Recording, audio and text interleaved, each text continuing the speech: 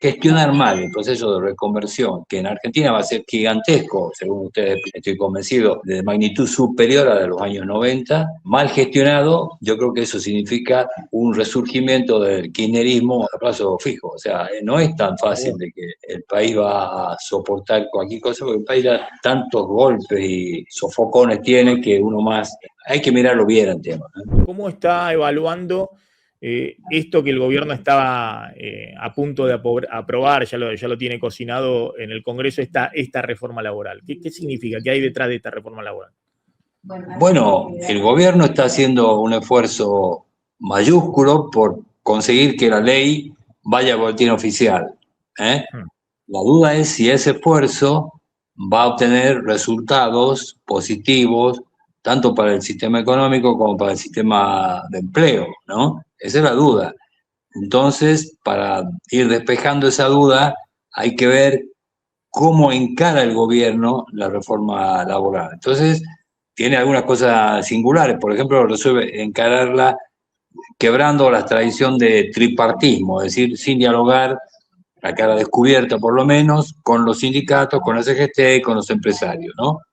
En segundo lugar, me da la impresión que el gobierno está apostando a uno de los términos de esto que se llama destrucción creativa, es decir, él está creyendo que hay que armar bien el nuevo contrato de trabajo, reducir costos no salarial, costo laboral no salarial, pero deja fuera, digamos, las eventuales consecuencias de la destrucción de producción, de líneas de producción, de empresas, los despidos, los cierres, etcétera. Y eso puede ser que suene a anarcocapitalismo, es decir, sería la parte de anarquía del capitalismo, pero es altamente peligroso desde el punto de vista social y político, en la medida en que no haya, como ocurrió y sigue ocurriendo en muchos países, una red de protección o que encauce, digamos, el futuro laboral de la gente que va quedando al margen, desde un seguro de desempleo hasta medidas prácticas para reubicar a ese trabajador, recapacitarlo y volver a sumarlo al proceso productivo. Lo contrario sería dejarlo que cada uno se arregle como pueda, y eso a mí me parece que es peligroso e incluso no es sano económicamente, ¿no? Es interesante, usted está planteando que es necesario estas normas más flexibles en el mercado laboral, pero le asigna un rol igualmente relevante al Estado en la reasignación de recursos en la economía o en la orientación de las políticas económicas. Por lo pronto, hace falta fijar reglas. Entonces, lo que hoy existe en este punto, es decir, es justamente la Ley Nacional de Empleo del año 91, que crea el procedimiento preventivo de crisis y los procesos de reconversión productiva, y establece un cauce que no funcionó adecuadamente en su tiempo y que hoy prácticamente está olvidado, como muestra el caso FATE, ¿no? Es decir, la empresa decide de modo unilateral un despido masivo, indemniza, cierra y se acabó. Eso en un sistema donde el Estado, las reglas laborales, tutelen o organicen tanto el momento de entrada del trabajador, los nuevos trabajadores, como el momento de salida, básicamente con el seguro de desempleo, aquí eso no funciona. Entonces, el gobierno pierde una herramienta que tiene que ver con la paz social, incluso con la eficacia económica. No es lo mismo desembolsar una indemnización multimillonaria, en el caso de FATE, para cerrar empleos y desarticular el proceso productivo, que la empresa organice su retirada de alguna manera, la empresa con el sistema económico. En algunos casos requiere ayuda del Estado, en otros no. Pero a mí me da la impresión de que, por lo menos en la concepción originaria, el gobierno, cuando diseña la reforma laboral, se preocupa por incentivar el crecimiento, la incorporación de nuevos trabajadores, bajando el costo y las cargas sociales, y deja el resto a la buena de Dios. Al mercado. Al mercado, claro. ¿Qué mercado, qué interés puede tener en un señor despedido? Ningún interés. O sea, eso y nadie le va a intentar reconvertir o intentar cubrir el seguro, su sistema de salud durante un tiempo transitorio, es decir, le va a dejar en pampa y la vía. Y eso, en fin, se puede hacer desde determinada filosofía, pero tiene sus peligros. Y además, desde el punto de vista, he estado leyendo bastante el modelo dinamarqués y una de las flexiseguridad, que una de las cosas que me llaman la atención es las estadísticas que hay, digamos, de muertes derivadas de un proceso de reconversión sin red, digamos. O sea, no es simplemente un tema jurídico, económico, etc. Es un problema que afecta al tejido social muy profundo, ¿no? No lo conozco, ¿se refiere a suicidios? Claro, efectivamente, eso está en el libro del último premio Nobel, Agion, creo que es. No, Agion es el último, del 2025, cuando él va describiendo el proceso de destrucción creativa, etcétera. Cita el caso de Dinamarca, de flexibilidad, y uno de los argumentos muestra estadísticas de suicidio y de muerte derivadas de esto terrible en varios países, ¿no? O sea, me llamó la atención porque no suele ser habitual esto en temas, traer este tema dentro del mundo económico, pero evidentemente, además, tiene consecuencias, por poner un ejemplo muy claro, gestionar mal el proceso de reconversión, que en Argentina va a ser gigantesco, según ustedes explicaban, yo estoy convencido de magnitud superior a la de los años 90, mal gestionado, yo creo que eso significa un resurgimiento del kirchnerismo a plazo fijo. O sea, no es tan fácil de que el país va a soportar cualquier cosa, porque el país da tantos golpes y sofocones tiene que uno más... hay que mirarlo bien el tema, ¿eh? Es interesante porque engancho esto con la charla que tuvimos esta semana en el stream con Miguel Kigel, que fue funcionario también de Menem en los 90, y dijo, esto puede ser más doloroso que la década del 90. Sí. Él cuestiona un poquito el esquema actual, donde se preocupan por la desinflación, controlar el dólar con el cepo, entonces tasa de interés alta y una apertura comercial más acelerada. Entonces dice, bueno, ojo que esto puede ser complejo desde el punto de vista. Sí. Sí.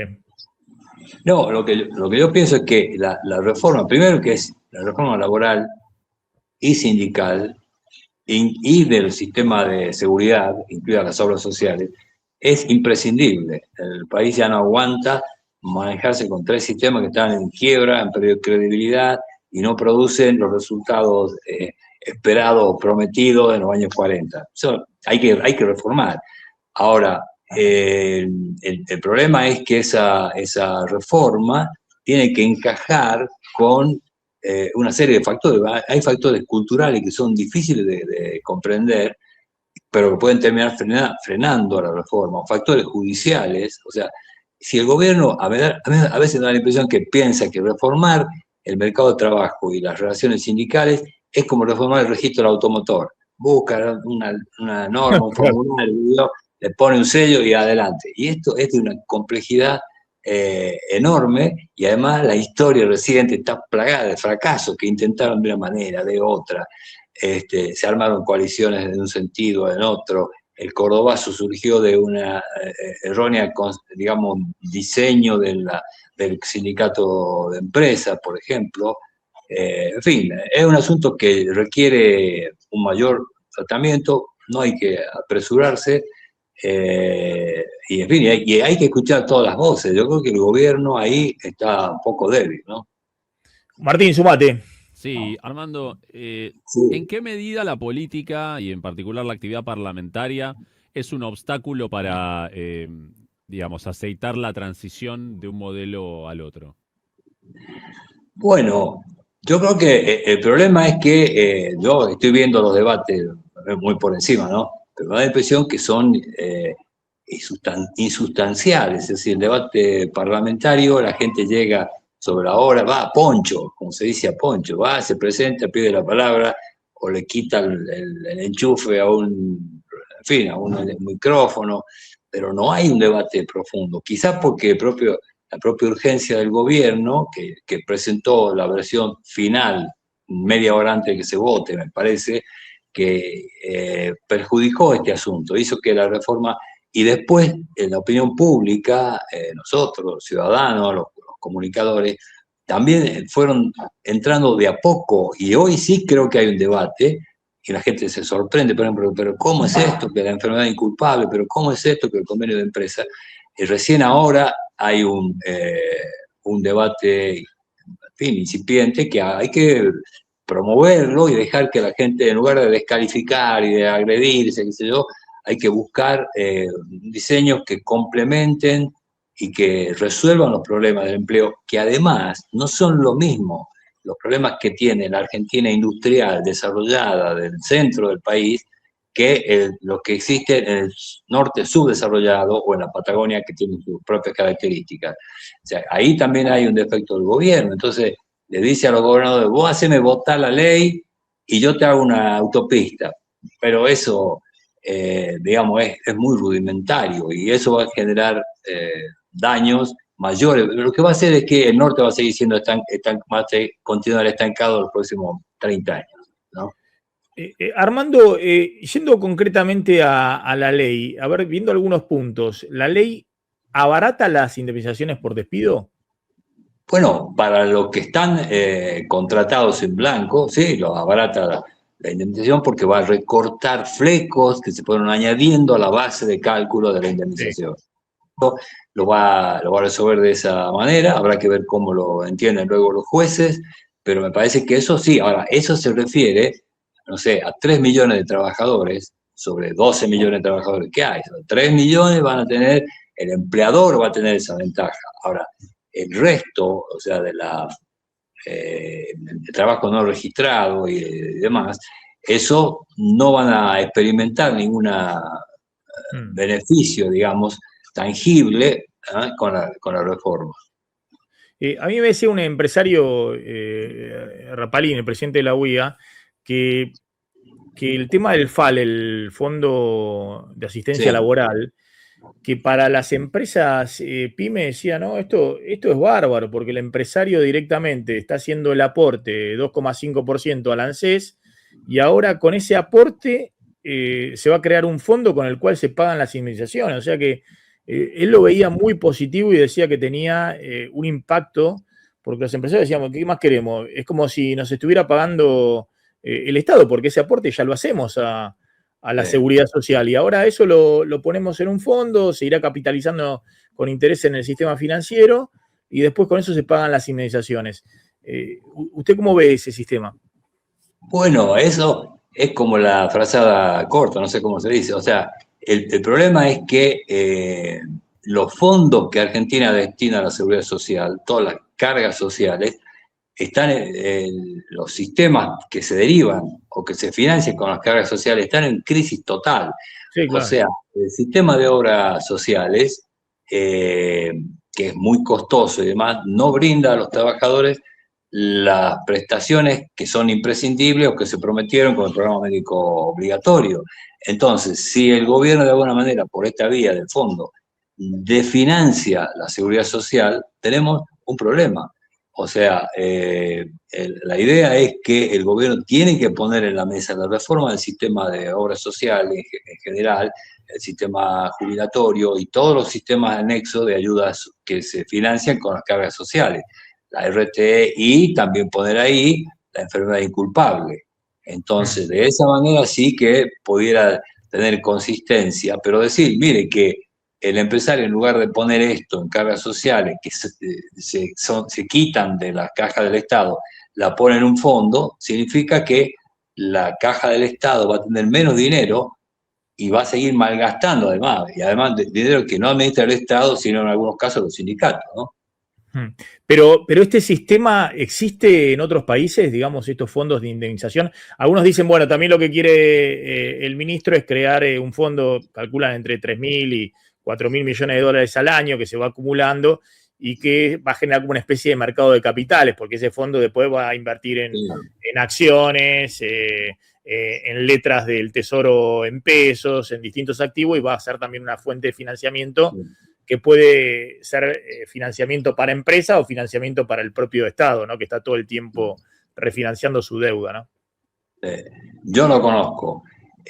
Lo que sí hay son fondos de garantía, conozco en Europa, fondos de garantía que cubren la quiebra del empresario, la insolvencia del empresario frente a los salarios. El empresario no puede pagar los salarios, el fondo lo va a pagar. Ahora, ese fondo, a su vez, sí que ayuda a los procesos de reconversión, es decir, un dinero que va a permitir que los trabajadores se capaciten o tengan una ayuda hasta que encuentren un empleo, o va a ayudar a zonas especialmente castigadas por la reconversión o por la crisis. Eso sí tiene sentido, pero aquí no está pensado en esa dirección, está pensado en bajarle el costo no salarial al empleador y de paso ayudar al mercado de capitales, digamos, ¿no? Armando, esto que finalmente se quitó, el artículo 44, que establecía que si una persona, qué sé yo, se engripaba o si tenía una apendicitis o qué sé yo, o tenía algún tipo de accidente, no sé, en el auto y tenía que hacer reposo y demás, se le pagaba el 75% del sueldo y no el 100%. Y si encima era como respuesta a una actividad recreativa, qué sé yo, jugar al fútbol, dijo Sturzenegger, o hacer alguna actividad en la cual se lesionaba y no podía ir a trabajar, cobraba nada más que la mitad del salario. Esto se eliminó. ¿Cuál era su opinión respecto a esto que pasó y no se sabe bien qué sector de gobierno lo impulsó? Bueno, este es un problema que viene de vieja data.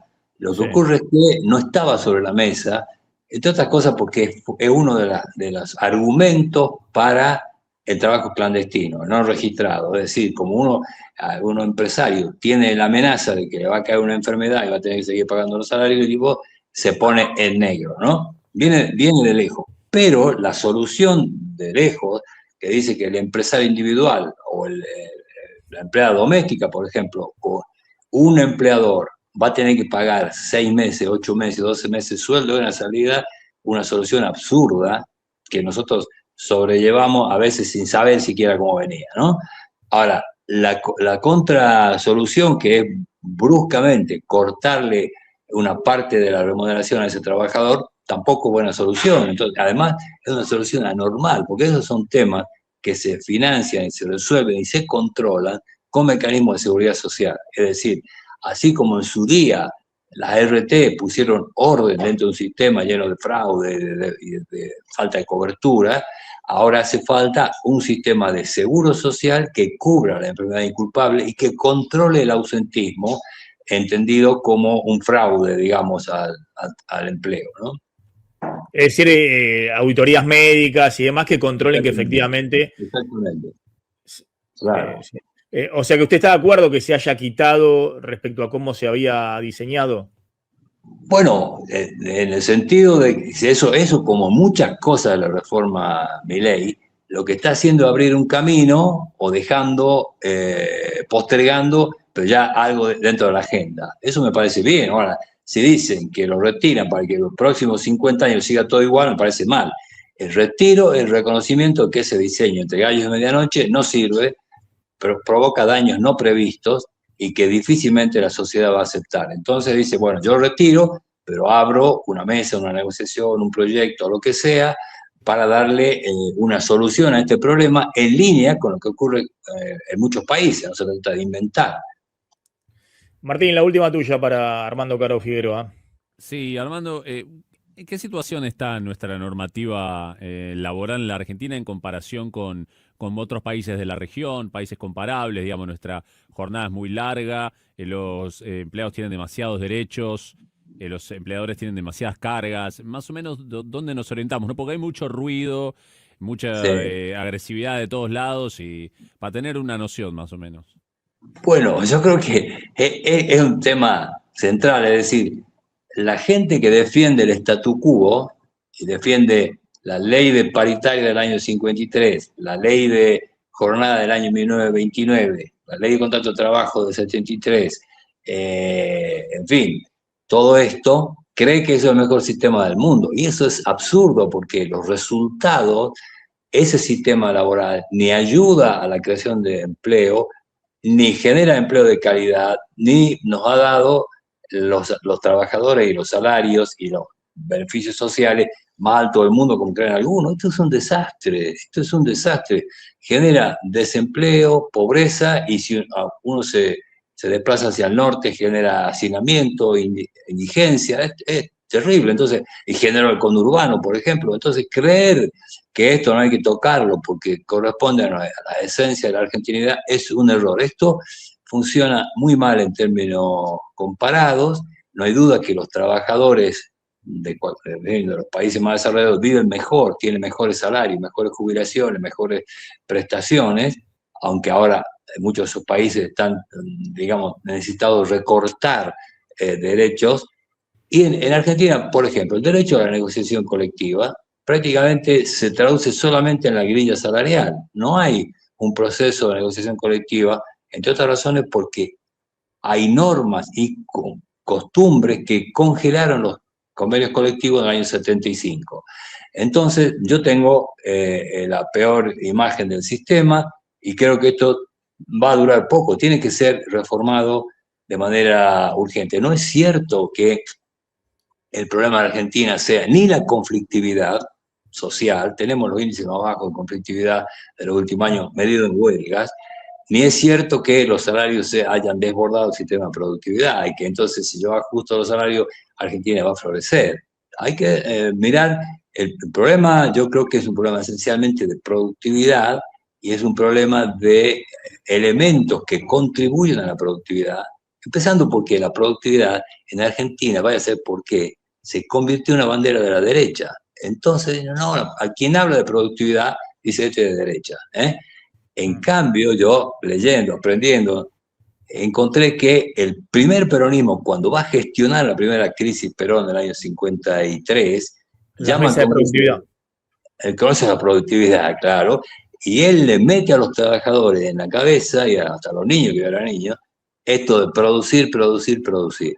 O sea, después no puede terminar el tema porque viene el golpe militar, pero el asunto de que el sistema es tan bueno que no hay que tocarlo, como parece en algunos sectores sindicales, me parece es un error. El sistema hay que tocarlo y cada uno tendrá que ir dejando algunos digamos, costos en el camino, y además no se puede centrar solamente en la regulación laboral de los que están inscritos, insisto en esto, sino que se debe considerar todos los problemas derivados de la regulación laboral y todos los que se derivan del sistema de salud, obras sociales, accidente de trabajo, enfermedad inculpable, etc., ¿no? ¿Cuál es su opinión respecto a estos nuevos empleos de las plataformas de Uber, de Cabify, de Rappi, ¿no? Donde hay una flexibilidad de hecho muy grande, ¿no? Son todos monotributistas. Sí. Pero bueno, uno dice, también es cierto que no sé si tienen una RT por ahí, si tienen un accidente o esto o lo otro, pero bueno, es una nueva modalidad que lo que deja también hay un trabajador que por un lado es joven, que está en un momento donde quiere ir teniendo todas las libertades, pero al mismo tiempo está, bueno, sin vacaciones, sin aportes relevantes para una futura jubilación, sin aguinaldo. Bueno, yo creo que, por lo pronto, en mi opinión, intentar prohibir esto, penalizar esto o encajarlo dentro de la ley de contrato de trabajo son salidas absurdas, ¿no? Porque hoy este tipo de actividades contribuyen a la mejora de productividad, contribuyen a la gente que está fuera, esté incluida, que tenga ingresos, que tenga trabajo, y además hay un horizonte de mejora de determinados seguros, prestaciones, etcétera, que esta gente va teniendo. Entonces, es muy fácil, cuando uno compara el viejo motorista o Rapipago, como se llama, uno que venía en bicicleta aquí en Salta, sí, que no tenían nada y ahora están bastante mejor. Entonces, la dificultad que tenemos es que la tendencia... Si se le aplica, usted dice la ley de contrato de trabajo, se va a informalizar totalmente, digamos, va a ser peor. Exactamente, o sea, la idea de que en Argentina tiene que haber un solo modelo laboral, un solo modelo de despido, un solo modelo de contratación, etcétera, para todo el país, no sirve más. Lo que hay que hacer es admitir que hay una fragmentación, que hay que, en algunos casos, dejarla autónoma y en otros casos hay que regularla. Por ejemplo, la regulación del trabajo metalúrgico, con el modelo de la UOM de los años 50, impide que haya un desarrollo metalúrgico en el norte y obliga a que los cabecitas negras del norte vayan al conurbano. Eso ya pasó durante todo este tiempo. Entonces, me parece que hace falta pensar en otros términos y dejar de soñar con que la uniformidad nos va a hacer a todos los argentinos más felices. Leo la última porque empezamos esta charla, usted advirtiendo, diciendo, ojo, que acá veo peligros muy relevantes. Y hoy Federico Sturzenegger, el ministro de Regulación, que dicen que es uno de los mentores de esta reforma, mencionó una nota suya en Clarín. Milei hace lo que Menem no pudo, su proyecto significa un quiebre de la tradición peronista sindical. Y Sturzenegger dice, recomiendo esta entrevista a Caro Figueroa, un observador independiente que lo analiza con claridad para entender los detalles de la ley. Y bueno, como que lo elogia, lo debe haber visto usted. Pero usted me dijo, ojo, que acá, si creen que esto se resuelve en el papel, con esto, acá hay peligro grande. Además, cuando empezamos la charla me dijo, acá hay riesgo de que esto termine una actuación social compleja y que vuelva al kirchnerismo. Bueno, yo creo así, o sea, gestionar mal un proceso de reconversión y creer que el mercado, nadie va a resolver los problemas, digamos, que son consustanciales a un proceso de reconversión, de reinversión, de cambio de tecnología, de cambio de mercado, etcétera, tiene un peligro enorme. Bueno, el gobierno que está dispuesto a correrlo, pues asumirá su riesgo. Pero a mí me da la impresión de que mucha gente, y sobre todo la clase política, tiene que pensar en esto. Desde luego, lo que va a ocurrir en el mundo sindical va a ser un nucleamiento de fuerza alrededor de las posiciones más extremas que tiene históricamente el movimiento, ¿no? El movimiento obrero argentino. Entonces, eso me parece que despreciar al interlocutor sindical por algunos defectos, sin duda, de diseño y de falta de democracia interna, etcétera, que hay que cambiar, me parece que es un error. El gobierno, tarde o temprano, y no solamente el gobierno, las empresas, ¿con quién va a negociar una empresa? Va a negociar con el señor que está elegido ahí, sí, pero lleva 30 años. Bueno, pero él es el representante. Además, no es tan seguro que la clase dirigente sindical no sea representativa. El trabajador, cuando tiene problemas, va al sindicato, ¿no? Y entonces, claro, nosotros tenemos un sindicato medio subdesarrollado, medio, ¿no? Algunos, otros son potencia, ¿no? Pero me parece que eso es malo, es decir, querer desprestigiar al movimiento sindical, ningunearlo, es malo, y además llegará el momento en que el ministro tiene que levantar el teléfono y llamar, o el ministro o el empresario que tiene un conflicto, tendrá que llamar con alguien a ver cómo se arregla y no encontrará a nadie del otro lado, y eso es muy malo. Es interesante lo que dice, porque más allá de la opinión que uno tenga de tal o cual sindicalista, a mí siempre me contaban el ejemplo de Toyota acá en la Argentina, ¿no? Que es la automotriz más dinámica, que lo primero que hacen los japoneses, que cada vez que dan la directiva, quieren venir a ver a los sindicalistas de SMATA, que se quieren sentar con los sindicatos, porque la idea de la dinámica de trabajo es con el sindicato y con los trabajadores, ¿no? Pero básicamente con el sindicato, y tengo entendido que también el sindicato viajando a Japón a negociar, no más allá de las cuestiones salariales, sino una dinámica de trabajo, ¿no? U objetivos que tiene la empresa de exportación o de productividad o lo que fuera. Claro, un último detalle, es decir, la experiencia actual de Vaca Muerta, donde los viejos dirigentes sindicales pactaron con los viejos dirigentes empresarios un marco de relaciones que está permitiendo sacar adelante esa riqueza, es un ejemplo, ¿no? No se hizo eso a golpe de autoritarismo, de despreciar a la burocracia, no, se hizo llamando a esta gente, sentándose y abriendo las condiciones para que haya un diálogo.